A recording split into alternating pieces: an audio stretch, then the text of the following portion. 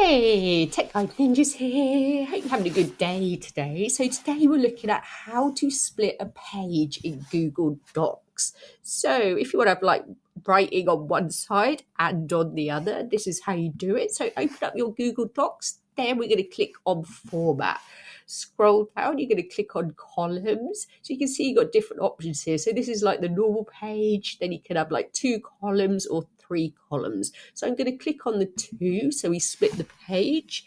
And as you can see, as I do some typing, all the text is on one side at the moment. So when I've finished typing on the left-hand side, I can move over to the right-hand side. So you do that by clicking on Insert.